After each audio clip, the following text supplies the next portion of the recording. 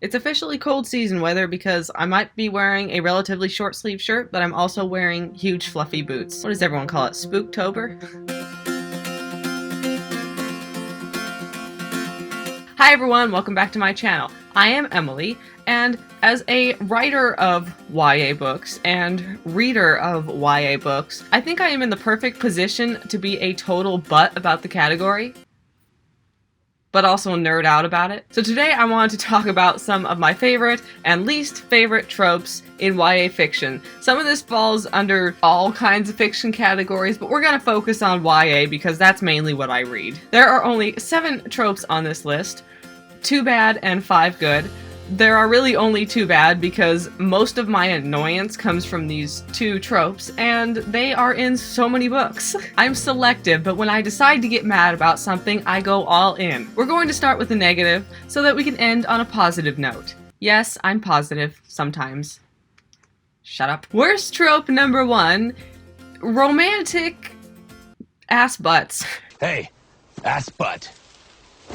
This is in so many YA books, it's not funny anymore. The love interest is the ultimate broody bad boy. But on top of that, he probably kidnapped the main character, stalked the main character, or tried to own the main character / love interest in whatever way he could think of. But that's okay, because he has reasons for being a piece of crap character. What are they? We don't know. Probably not a good reason, but that's fine. Because he's hot. I don't know why this is such a popular trope. Do writers know that there are ways to make their love interests interesting that don't include being completely abusive? I mean, I love myself a broody bad boy who's mildly violent. 6 of Crows is one of my favorite books, but do they have to be an evil human being to the main character and have the main character find it extremely hot? I don't think so. There are more creative ways to trap your characters together than having the love interest kidnap the main character. That's all I want to say. Trope I hate number 2. Let me finish this explanation before you go scream at me in the comment section. Feminism? Our female main character is so smart. She is a badass fighter, she reads lots of books, she speaks 18 languages, she can fight with all sorts of weapons and beat up all the guys around her. She is better than all the men. Except she's better than all the men because all the men are portrayed as dumb, useless, and incompetent in order to make her look intelligent and awesome. Great. I hate it. I don't really understand this trope at all. I understand, like, the feminism stuff that's taking over books. Sure, yeah, I get that. You want to do girl power, go for girl power. That's fine. But making the secondary characters stupid in order to elevate the main character is insulting. Women don't need everyone to be stupid in order to have good ideas, and it boggles my mind that so many female writers write this way. You know what makes a woman look really intelligent? When all the other characters around her, whether they be guys or other women she's competing with romantically, if all the other people around her are really smart and intelligent and capable, and she still holds her own and is above these people, that makes her look genuinely smart, intelligent, and capable. Call me crazy, but I think having a cast of smart characters just makes your main character look smarter. I don't understand this trope. I don't know. Am I an alien? Why is this trope a thing? I don't know. I'm for female characters actually being intelligent, not just intelligent because everyone else in the book is dumb as a bucket of rocks. See, I told you I go all out when I'm pissed off. Those are the 2 tropes I hate. Let's move on to the stuff that makes me scream and dance around in a little circle. Are all of these tropes I love in 6 of Crows? Okay, 4 of these tropes are in 6 of Crows. Best trope number 1. Found families. The people who don't have any family find best friends that they are going to stick with for life. They don't trust anyone except each other. There is snark, there is sass, there's probably a fist fight or 2. Yes, I'm talking about Crooked Kingdom. They will die for one another. It's all the angst and all the fluff. This is the ultimate YA trope, and you cannot convince me otherwise. It is the ultimate trope in any book You cannot convince me otherwise. If you don't like found families, get out. Best trope number 2 is enemies to lovers. Look, I like a good friends to lovers plot. It's very cute. But enemies to lovers? They hate each other. They want the other person to go fall off a cliff. He's a jerk. She thinks too much of herself. But they also think the other person is kinda hot, and strong, and clever, and interesting, and brave. We all know where this is going, and we don't care. We see that they're about to share the only one bed in the room, and we are here for it.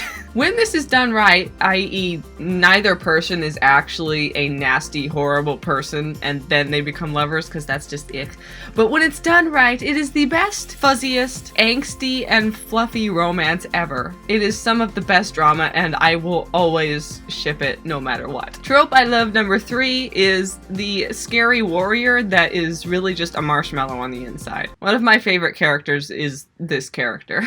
You got the big, muscled, terrifying, scary-looking warrior dude, but he is the ultimate embodiment of looks like he could kill you, but is a cinnamon roll. This gets bonus points if the warrior dude is super terrifying and all the other main characters are terrified of him, but by the end, they're all a big, fluffy found family, and he will protect them and die for them in a heartbeat. Trope number 4 goes along with this, and that's kind of like the gruff, grumpy, antisocial old creature who doesn't want to talk to anyone or be around anyone, but finds a family. I just like family tropes, okay? I like it when my characters go through hell and then have to hug each other and everything's fine. And this is such a popular trope in so many different versions of this character in so many different forms of media. It's like the old gruff warrior or assassin or king or something who has to save a child or escort a woman through the mountains or something. And he's just doing it because he has to do it or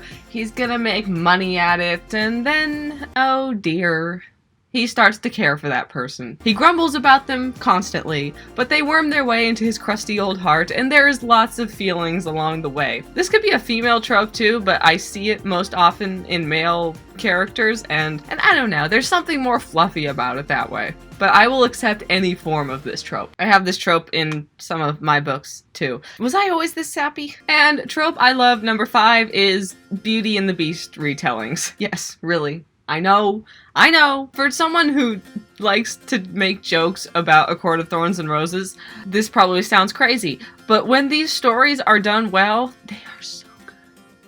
They're so good. They're so good. They produce some amazing fluff. And as you can tell by this list, I like fluffy stuff in my books. That angst and fluff is my jam. I really should write fan fiction. I read more fan fiction than I read regular books.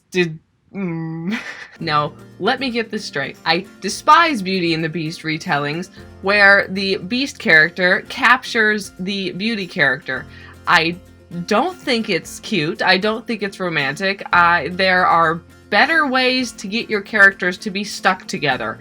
I don't think kidnapping is a great way to start a romantic relationship. Call me crazy. But when it doesn't do that, and both characters are flawed but genuinely good people, and they actually deserve one another, I will fight for this romance to the death. And I like it when the Beast character is actually a little beastly in some sort of way. Like there's scars, or there's a curse, or there's something going on. It's hard to take the Beast part seriously when he's the literal hottest thing to walk the earth.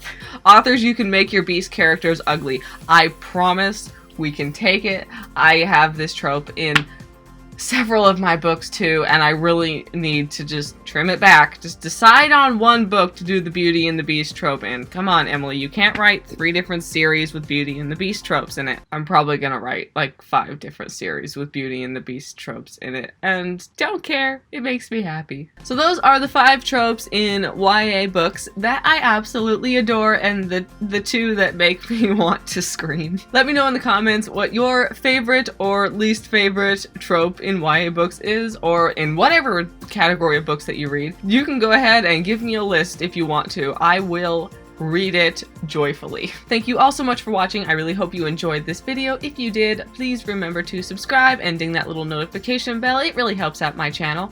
My short story collection, it's over here, All the Wood She Watches Over, is available. How do I hold this up to camera? Yes, this is available. You can buy it in paperback or ebook. Actually smells kind of good. There's more back here. If you didn't see them already, do you see them? Self-promotion isn't awkward. I don't know what you're talking about. I upload videos on Mondays or Fridays, sometimes both days, and I will see y'all in the next video. Bye!